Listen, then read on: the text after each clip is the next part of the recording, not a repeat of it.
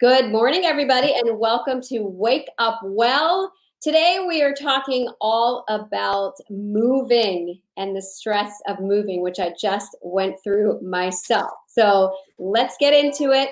This is Wake Up Well. All right, so my guest today is Carlos Allin. He was my real estate agent. Thank God that I had him because my move was very, very stressful. I actually had to move twice. So let me introduce you to him.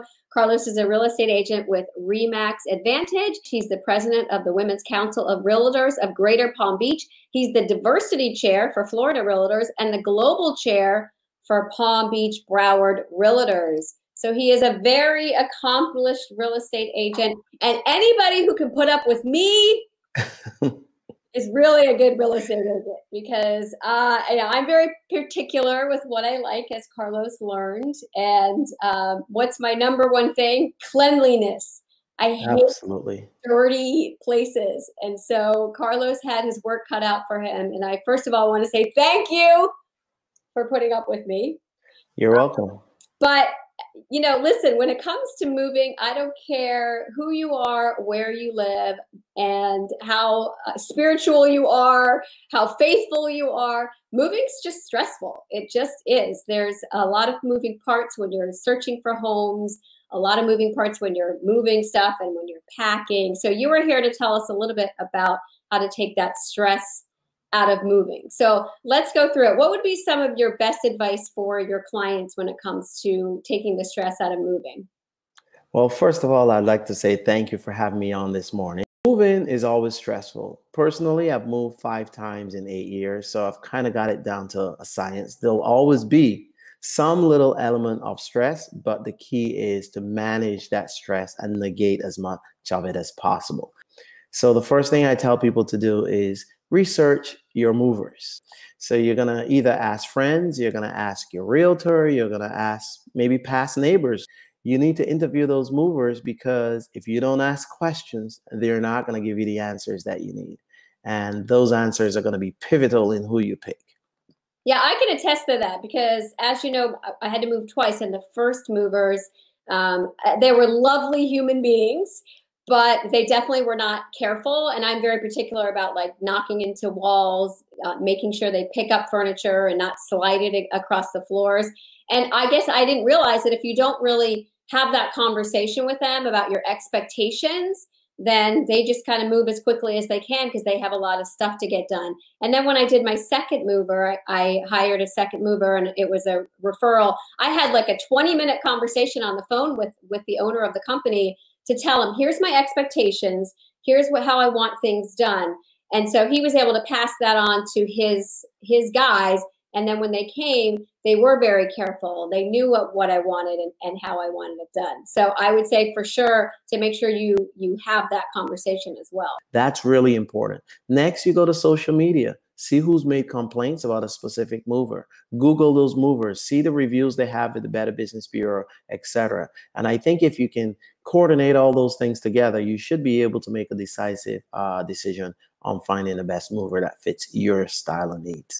For me, I would say the packing was definitely challenging as well. So what's your advice on getting packed up? Obviously, you can hire somebody, but that can get expensive. But so what's the best way to pack everything up so it's not stressful? Well, you know, this is one of the things that I tell people. So first we said research your movers. So your next move would be really to get a few estimates. And the way you want to do that is you want to decide months before you move what stays, what goes to storage, and what you need to get rid of. Most people tend to take things they don't need to the home only to unpack it and either get rid of it or give it away.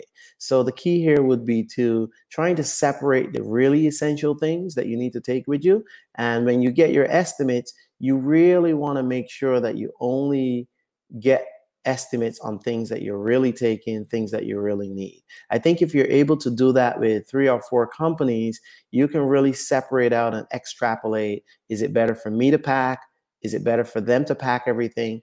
And in most cases, you will find there are a few personal things that you might want to pack yourself. You might even want to hire someone else outside to come in and pack a few things for you, and then the movers come in and move everything on moving day. I think people who've done it that way have been most successful. But if you have the time and energy, of course, if you pack it yourself, it's going to be a lot less expensive. And you're so right on the money when it comes to taking stuff that you don't need, because after I got unpacked, I was like, why did I take this? I don't need this anymore. And then I ended up giving a ton of stuff to Goodwill before I moved. And then also after I moved, I decided, just it's time to get rid of it. I think it's a good time when you're moving to shed, right? Absolutely. One of the things that you had to deal with was during coronavirus, you had to show property. You were probably busier than you were, which was shocking. People would think, oh, no one's going to go look at homes. Nope, you were out there with your mask and your gloves doing the whole thing.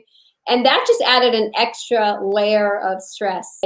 What have you learned about helping lower that stress through what happened with coronavirus? Well, I think the first thing that comes to my mind is trust. It sounds cliche, but when you're going through a very stressful event in your life, it's very important to have a person that, number one, is reliable and that you can trust. And what I've learned from this corona is that my clients have a lot of faith and trust in me. The reason you need that is, in order for you to execute your job well, you need to have the trust that they believe that you're doing the best thing for them, that you're doing the best of your ability to keep the environment safe, to keep things on track, which allows them to focus on what they need to do. And this way, everything gets executed as best as possible. Yes. And when it comes to trust, Carlos, to me, he, of all the real estate agents and I've had a lot of them, I've moved a lot, Carlos probably was the most hand-holding person that there was, which I really found refreshing, because at the end of the day, once you close on your home and then you have to get out, there's all these little details that you don't even think about. And he just had everything ready and done. He had people coming in the house to clean it after it was done, which no one's ever done for me before. I usually had to have it clean. He made sure that somebody came in and patched up all the holes, made sure that it was, basically like a new home, which I wish, being a buyer, I would have been able to buy a home that way, because that never happened to me. I never came into a clean home. I always had to patch and paint things. And so Carlos just has like his team of people that he works with that he has at the ready. And I think in terms of like taking your stress out of selling, buying, and moving, to have somebody who has all of those people at the ready for you, contractors, movers, cleaning people, handyman, whatever you need, he had that at the ready. And that's important. And I find that only career real estate agents have those. So you want your realtor and your real estate team basically to be your hands, your ears, your feet. They kind of do everything that you need to do. And my whole job here, and why trust is important, is that while you're taking care of an issue on one side, you have the confidence and sleeping at night knowing that, hey, the lawyer's lined up. If I can't get to the closing place, we can do an e-notary online. If I can't get the walls patched in time, it's already taken care of. So you can literally walk away from a home knowing that all your obligations of a seller are completed, so that when the buyer comes in to do the walkthrough, the buyer feels like, wow, this is not the same place I've seen before. Everything is patched, repainted. This is not what I expected. All the people I've worked with have said to me, this is the best real estate experience I've ever had, and they've bought multiple homes over the years. And that's really one of the things about taking the stress out of moving and buying and selling, is to work with that right person who's going to help sort of hold your hand, and also be the voice of reason, for sure. You Absolutely. need a voice of reason when you're buying and selling and moving. And most important from my end, and what I've learned obviously over the years and what I do now, is you want someone who is calm, cool, collected. Carlos was the voice of reason. And so when I was having my stressful moments, he was able to calm me down. He's very even keel. And he's like, a pat you on the shoulder type of guy, and keeps you in a zen place. So I really feel like one of the most important things is to have somebody who has that nice zen style, who can calm you in anything you're doing. Everything, I think you need to be a little bit zen. And there's nothing wrong with having compassion, even though this is a transaction. It may be more stressful for one person versus another. For some people, this is a big deal. So, I would beg to say that you need to have compassion, because maybe this is a home that the parents built and they're now getting rid of that home. So there's an emotional aspect to it. So I'm always happy to see things from the seller's perspective. And then I try to have the sellers see things from the buyer's perspective, so that, people see nobody's trying to get, a edge on them, so to speak. And I think if people are able to have a realtor and movers as well that can relate to their compassions, I think moving would be a lot less stressful, because half the times the movers come in, they don't really care about the people, they don't care about the situation, they just start moving stuff, they bang the walls, and maybe, those things, affect the seller, and then the move now becomes very stressful. So that's one of the things that we try to do when we reach out and work with movers. We try to keep the good ones that are very relatable, ones that really kind of accept that, hey, this is a big move for the client, and thinks of every single client as a special client. Yeah, I think that that's really important, is to put yourself in someone else's shoes, whether you are the buyer or the seller, just knowing that everybody has a different agenda and everybody has different circumstances in their life. And so trying to see things through their eyes would really help with your own stress. And really just taking the time to, take those deep breaths and not let things get the best of you. And I don't think I've ever seen you get really mad. So what do you do to kind of calm yourself when you have these agents, buyers, sellers who are in a state of chaos? I tell people, you have to think of life from really a human perspective. And, all the things that go on in life right now around us, nobody really is thinking of it from a human perspective. And the human perspective basically says that you want to treat everybody the way you would want to be treated. And if you start from that level, whether it's something that's going wrong, even if it's not going in your favor, you still want to make sure that you give off the energy that, hey, this is not right, I need it corrected. But at the same time, I want that person to feel like a person. So even if you relate it to moving, the movers bang the wall or they drop your furniture, something breaks. And a good example would be us, Lara. As you know, the door on the entertainment center was broken.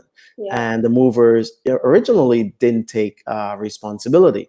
But again, approaching them in a realistic way, one of the movers actually did break the door. But one of the things that worked for us is we made that employee feel like he wasn't, going to go to jail for breaking that door. Right. He was able to take responsibility. Then that translated into the owners or the business owners taking responsibility and getting things done. So I always try to, and I know working with you, that you also try to de-escalate things. So I think that's an important tip too, to try to de-escalate situations when they do happen, because things will definitely happen. Lastly, let's talk about one of the things that I think is important when it comes to taking the stress out of moving on the actual moving day. And that is to be kind to everybody that's involved. Be kind to everyone. So for me, that means make sure that you have waters, juices, whatever for your moving company. Make sure if it's going to be a long day, 8-10 hours, that you actually feed them.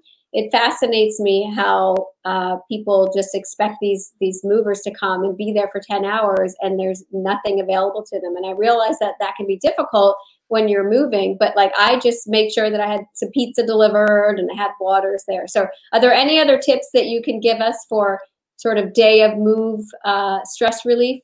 Multiple things are happening all at the same time. So I think you need to, number one, kind of map out your day. Make it, make a journal of your day.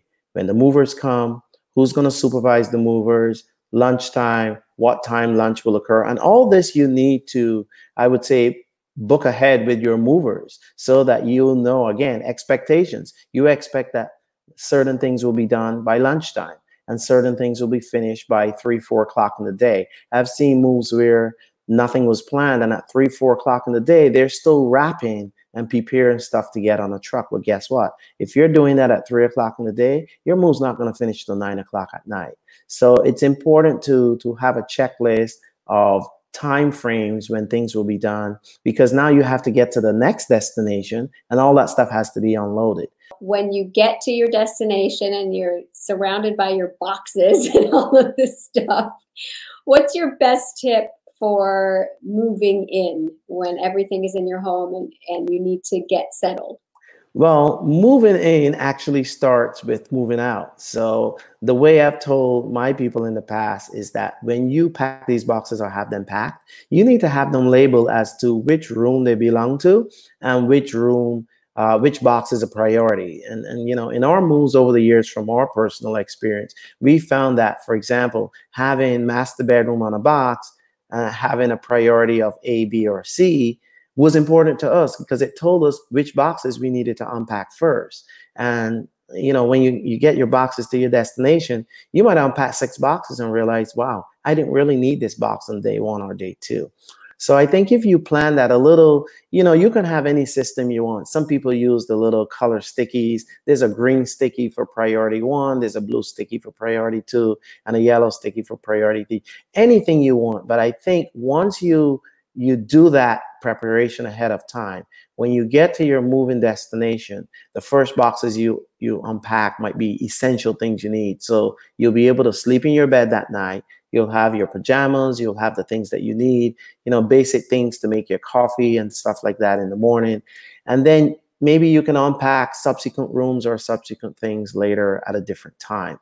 That reduces a lot of stress because, again, when you get to the new home and you have, you know, 40, 50 boxes in one room, and you're like, oh my God, which box do I unpack first? That creates stress in itself. So I think having an organized strategy for unpacking is also a good way to do it.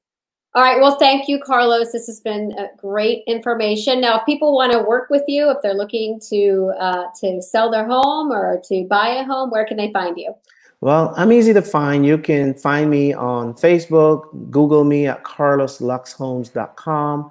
Carlos, LUXHOMES.com, and we'd be more than happy to help you. You really take care of everything, so I'm very grateful for you. And when I move to the beach one day, hopefully soon, sooner rather than later, I'll be calling you to help me find my dream beach pad. And then we can be neighbors. Absolutely. And I'm always here to help, whether it's, you know, a real estate consultation or just general advice. The key is always be good to people because, you know, that's just the best environment to be in. Yep. And it comes back around. All right, Carlos, thank you. I know you've got lots of things to do and lots of homes to sell and lots of buyers looking. So get out there and I will see you soon. Thank you for being on Wake Up Well. Thank you so much, Laura. Have a fantastic day. Always a pleasure to speak with you. All right. Bye, everybody. Thank you for watching Wake Up Well.